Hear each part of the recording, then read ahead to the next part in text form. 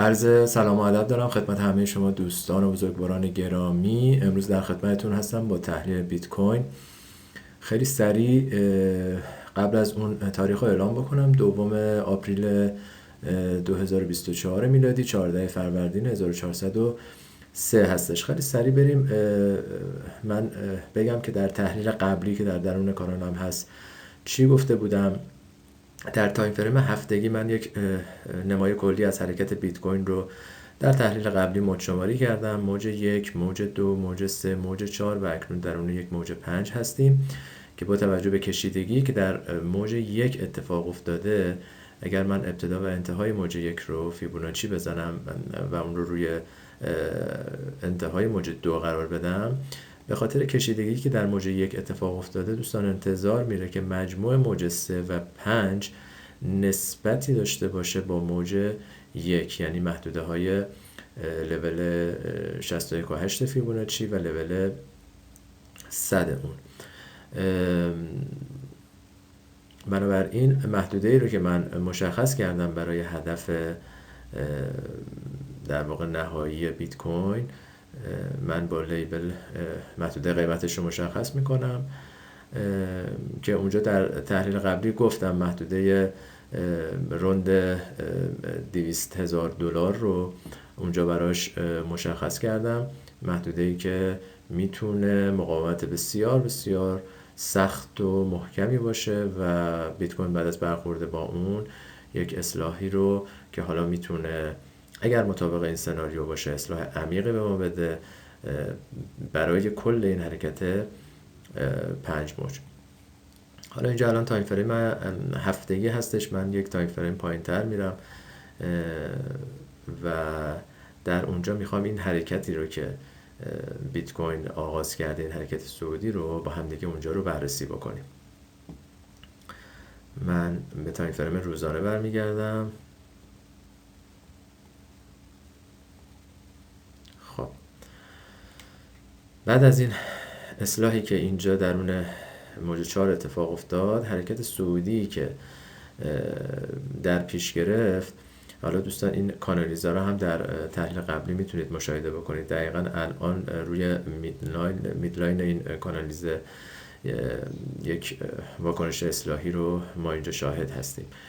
اینجا رو به این صورت یک حرکت 5 موجی در قالب موج 1، موج 2، موج 3، موج 4 و بعد در ادامه یک موج 5 برای اون هدف احتمالی $200,000 که در تایم فریم بالا با هم دیگه صحبت کردیم میتونه اتفاق بیفته. حالا ببینید دوستان، نسبت موج 3 با موج 1 قابل سنجش هستش. من اگر که موج 1 رو فیبوناچی بزنم و اون رو روی ابتدای حرکت موج 3 قرارش بدم، همینطور که مشاهده میکنید محدوده لول 161.8 فیبوناچی، یعنی همین ناحیه‌ای که اینجا بهش واکنش نشون داده، ناحیه بسیار تیپیکالی هست، بسیار مناسب برای موج 3 ما. البته این موج 3 میتونه کشیده تر بشه، لول های 224 و 261.8 فیبوناچی رو هم ببینه. به همین جهته که ما 2 سناریو الان میتونیم براش در واقع در نظر بگیریم. یکی اینکه اینجا پایان موج 3 هستش، موج 3 از 5 دوستان، اینجا پایان موج 3 هستش و یک اصلاحی برای موج 4 متناسب با موج 2. ببینید دوستان، از نظر زمان و قیمت یک همچین اصلاحی اینجا بخواد شکل بگیره که اون موقع من لیبل موج 4 رو میتونم بهش اطلاق بکنم، بگم اینجا موج 4 هم درجه با این اصلاح و بعد از اون یک موج 5 رو در ادامه شاهد باشم. این یک سناریو هستش. سناریو بعدی اینه که این موج 4 رو من بالاتر بتونم ببینم، یعنی موج 3 من، این موج 3 دوستان، این موج 3 من کشیده تر بشه، بیاد قیمت های بالاتر رو به خودش ببینه، محدوده های 224 و 261.8 رو به خودش ببینه. اون موقع من اینجا بتونم موج 4 رو شاهد باشم، موج 4 رو شکار بکنم و بعد انتظار یک موج 5 رو هم اندازه با موج 1 اونجا داشته باشم. بنابراین ادامه رفتار قیمت به ما نشون میده که کدوم سناریو میخواد اتفاق بیفته. خود این حرکت رو هم من میتونم به شکل یک حرکت 5 موجی اون رو موج شماری بکنم. من این رو 1 درجه میارم بالاتر،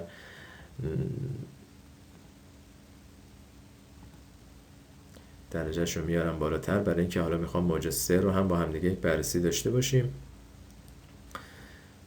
ببینید دوستان، اینجا رو هم ما میتونیم اینجا رو موج 1 در نظر بگیریم، موج 2، موج 3، موج 4 و موج 5 که اگه این رو 1 درجه نسبت به اون بیارم پایین، رنگش رو هم تغییر بدم، بهتر قابل تفکیک هستش.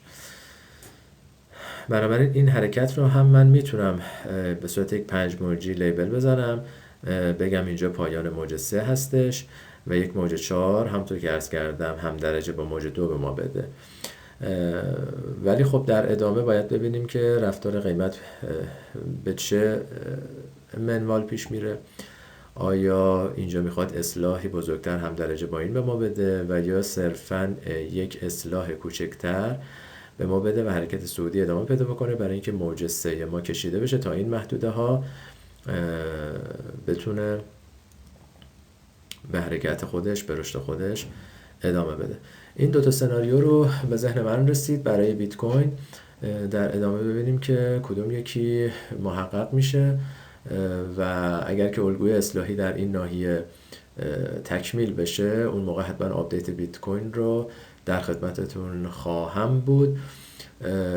با هم دیگه الگوی اصلاحیش رو بررسی میکنیم و نقاط ورود و خروج رو در اون ناحیه به کمک هم پیدا میکنیم.